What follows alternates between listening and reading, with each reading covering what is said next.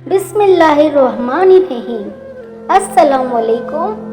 میرے اس چینل پر آپ سب کو خوش آمدید۔ آج ہم حضرت موسیٰ علیہ السلام کی وہ مقدس لاٹھی کی بات کریں گے جس کو عصائے موسیٰ کہتے ہیں۔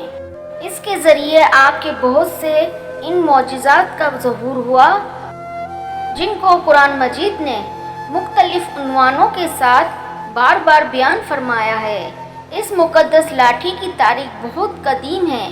جو اپنے دامن میں سینکڑوں ان تاریخی واقعات کو سمیٹے ہوئے ہیں،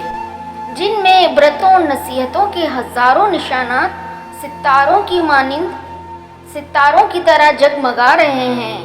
بیجن سے اہل نظر کو بصیرت کی روشنی اور ہدایت کا نور ملتا ہے۔ یہ لاٹھی حضرت موسیٰ علیہ السلام کے قد برابر 10 ہاتھ لمبی تھی اور اس کے سر پر 2 شاخیں تھیں جو رات میں مشعل کی طرح روشن ہو جایا کرتی تھیں۔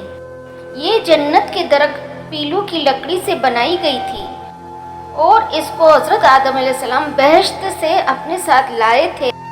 حضرت آدم علیہ السلام کے ساتھ عود یعنی خوشبودار لکڑی، حضرت موسیٰ علیہ السلام کا عصا جو عزت والی پیلو کی لکڑی کا تھا، انجیر کی پتیاں، حجر اسود جو مکہ معظمہ میں ہے، اور نبی معظم حضرت سلیمان علیہ السلام کی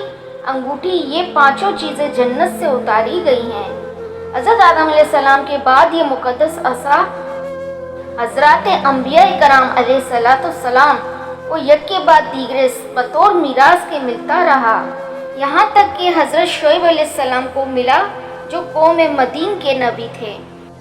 جب حضرت موسیٰ علیہ السلام مصر سے ہجرت فرما کر مدین تشریف لے گئے اور حضرت شعیب علیہ السلام نے اپنی صاحبزادی حضرت بی بی صفورہ رضی اللہ تعالیٰ عنہ سے آپ کا نکاح فرما دیا اور آپ 10 برس تک حضرت شعیب علیہ السلام کی خدمت میں رہ کر